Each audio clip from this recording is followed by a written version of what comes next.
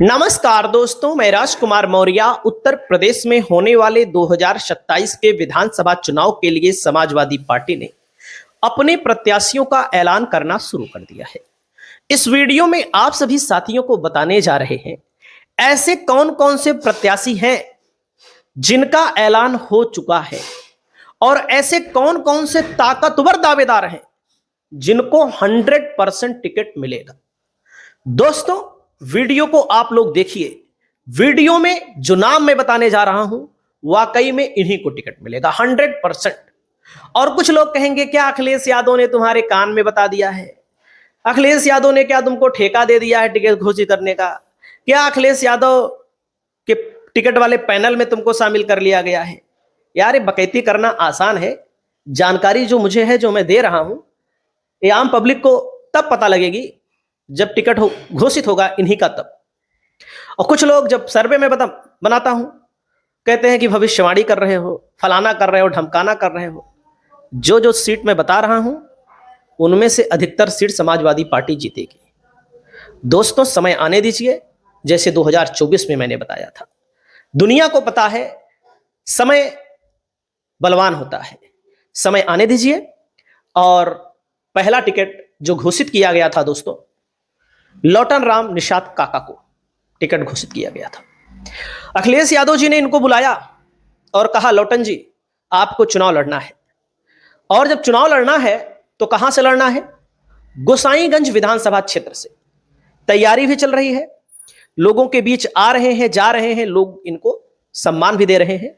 लेकिन कुछ लोग ऐसे हैं दोस्तों, जो कुछ बीजेपी के एजेंट हैं समाजवादी पार्टी में ही, वे लोग विरोध कर रहे हैं समाजवादी पार्टी में ही। बाहरी हैं, ऐसा है, वैसा है।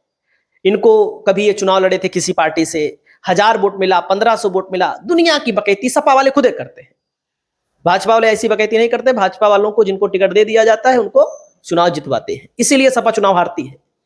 लेकिन आप सभी साथियों को मैं बता दूं, कुछ लोग कहने लगते हैं कि जाइए पहले प्रधानी चुनाव लड़िए। प्रधानी का चुनाव लड़ना जीतना अलग बात है, विधायकी का चुनाव लड़ना जीतना अलग बात है। अब आपको एक एग्जांपल मैं बता देता हूं। इकरा हसन लोकसभा की सांसद है कैराना से, आपको याद होगा ना। जिला पंचायत सदस्य का चुनाव लड़ी थी, भाई साहब चुनाव हार गई, लेकिन आज क्या है, सांसद है। तो ये सब बकैती नहीं करनी चाहिए लोगों को कि कोई प्रधानी पहले लड़के आए तब विधायकी का चुनाव लड़े, सभासदी पहले लड़के आए चुनाव जीत कर आए तब विधायकी का चुनाव लड़े। ये सब बकैती हमको नहीं अच्छी लगती है। आपको अच्छी लगती हो तो आप लोग भाई बताइएगा। दोस्तों, दुनिया को पता है अवधेश प्रसाद के बेटे को सपा टिकट देगी। अजीत प्रसाद जी चुनाव लड़ेंगे। जब चुनाव लड़ेंगे तो मिल्कीपुर से लड़ेंगे। और आप सभी साथियों को मैं बता देना चाहूंगा, चुनाव जीतेंगे फिर दोनों कैंडिडेट। कुछ लोग हैं, चंद लोग हैं जो विरोध कर रहे हैं, वो समाजवादी पार्टी के ही लोग हैं विरोध कर रहे हैं। क्यों? क्योंकि उनको लगता है हमको ही टिकट मिलना चाहिए, हमारे ही यहां मिलना चाहिए। इस तरह से टिकट अखिलेश यादव बांटेंगे तो सरकार कभी नहीं बनेगी। हर समाज के लोगों को मौका मिलेगा। नितिन कोहली जी का टिकट घोषित कर दिया गया है। सबसे पहले मिठाई उठाई खिला दी इन्होंने शिवपाल जी को, अखिलेश जी को। और नितिन कोहली जी आगरा उत्तर से इनका टिकट घोषित कर दिया गया है बहुत पहले। पवन पांडे जी का टिकट घोषित हुआ तो तमाम मीडिया में चलने लगा, पहला टिकट, पहला टिकट। दोस्तों, पहला टिकट इनका नहीं घोषित हुआ। पहला टिकट लौटन राम निषाद और नितिन कोहली का टिकट घोषित हुआ है, पहला दूसरा। तो अयोध्या में दोस्तों चुनौती है सपा के लिए, क्योंकि मंदिर वाला जो इलाका है, यहां शहर में वैसे भी सपा कमजोर मानी जाती है। ब्राह्मण वोट समाजवादी पार्टी के साथ कितना आएगा, इस पर निर्भर करेगा पवन पांडे की जीत और हार को लेकर। वर्तमान के जो विधायक हैं, अगर उनके सामने पवन पांडे चुनाव लड़ेंगे तो चुनाव जीत सकते हैं। अगर बीजेपी ने टिकट बदल दिया तो चुनौती है, हार जीत जनता तय करेगी। बाकी मजबूत कैंडिडेट है, जो लड़ाई लड़ेगा, जो मांगेगा उसी को तो मिलेगा। सुजीत सिंह का टिकट घोषित किया गया है। घोषित से इनके पिताजी का निधन हुआ, उपचुनाव होना चाहिए था, उपचुनाव नहीं हुआ। भाई, उपचुनाव सरकार नहीं कराई, डर गई ना। अरे 42,000 से बीजेपी को हराया था इन्होंने। लोकसभा में 35,000 वोटों से बीजेपी को इन्होंने, इनकी विधानसभा में बीजेपी 2024 के चुनाव में हारी। तो दोस्तों आगे देखिए, मजबूत इन लोगों के नाम सार्वजनिक हो चुके हैं। दोस्तों, अगला नाम मैं आप सभी साथियों को बताना चाहूंगा। देखिए, इनका नाम है जेबा रिजवान। दावेदार बहुत हैं दोस्तों। इनके पिता का नाम रिजवान जहीर, बड़े नेता रहे हैं। पिछली बार इनके पिताजी के ऊपर आरोप लगा, इनके परिवार वालों के ऊपर आरोप लगा किसी हत्या का।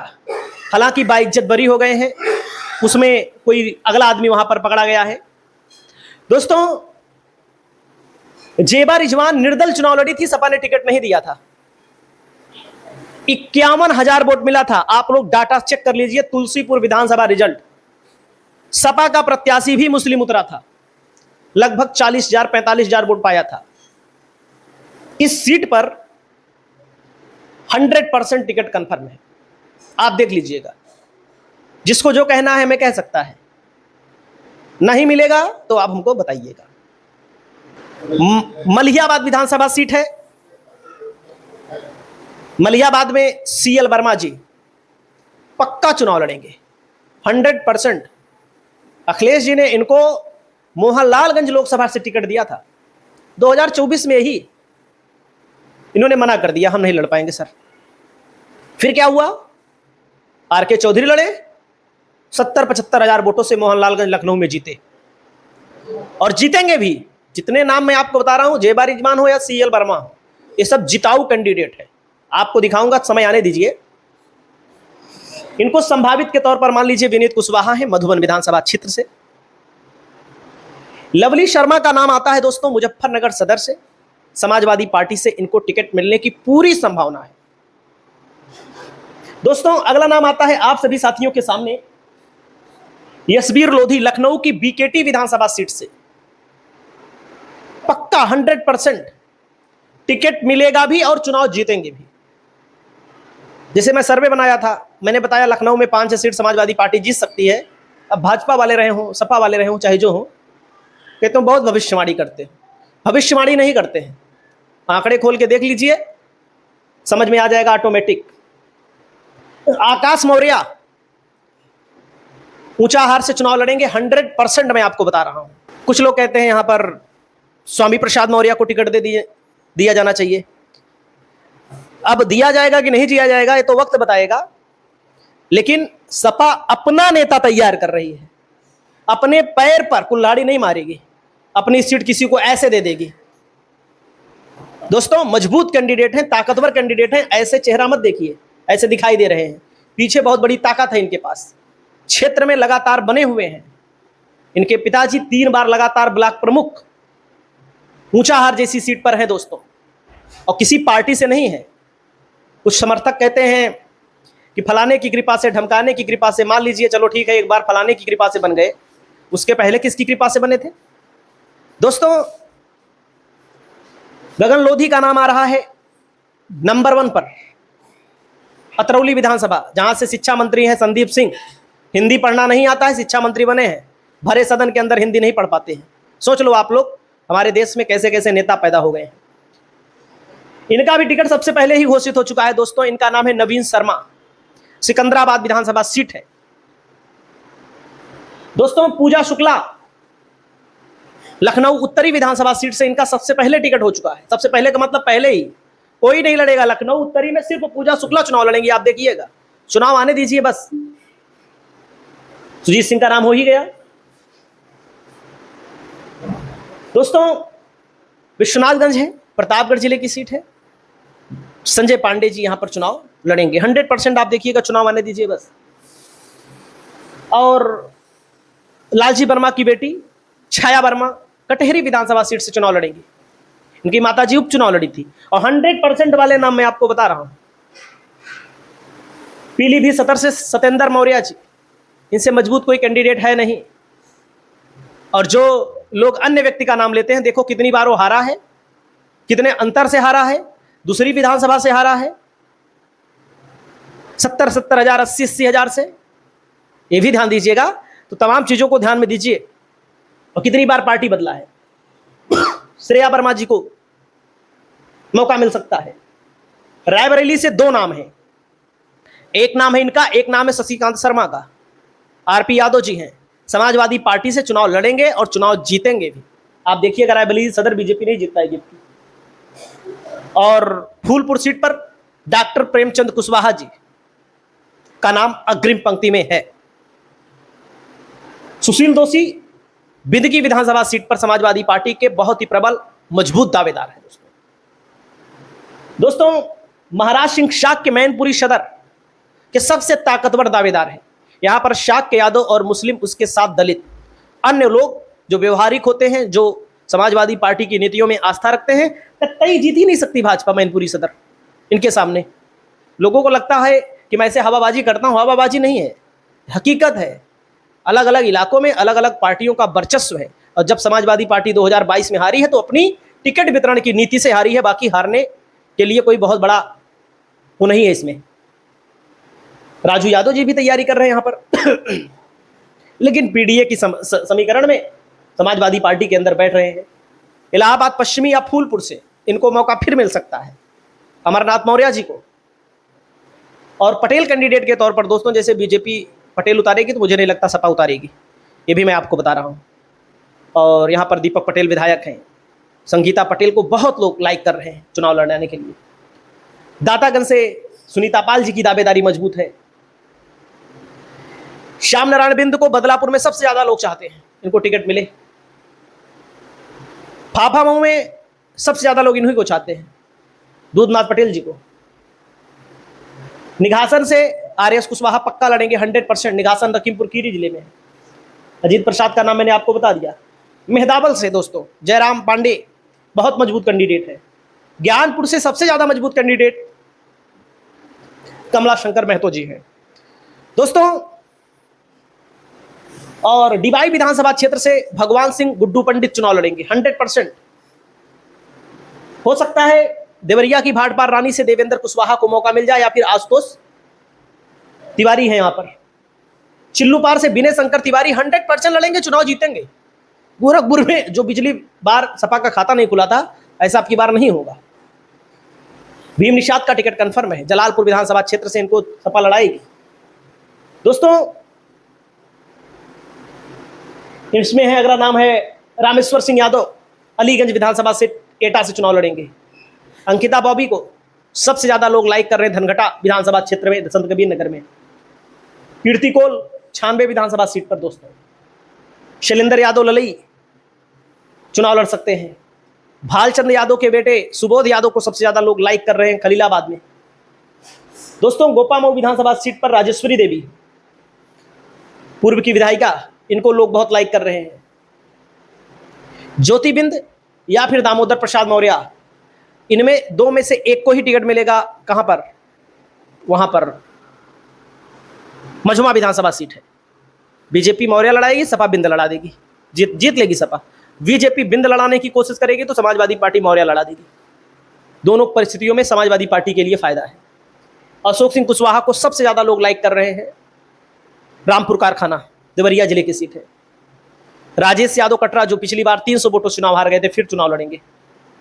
देवरिया से दोस्तों, हरदोई से अखिलेश पाठक कन्फर्म आप मान लीजिए।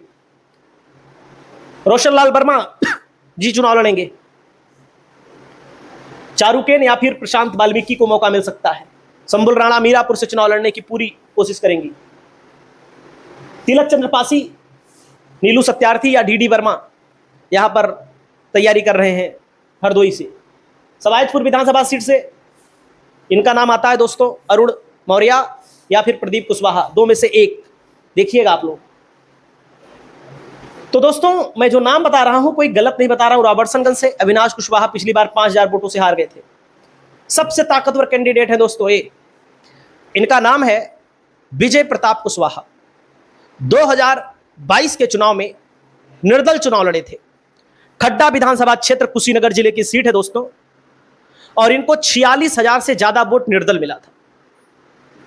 अपने इलाके में काफी लोकप्रिय हैं और समाजवादी पार्टी के मजबूत दावेदार हैं दोस्तों।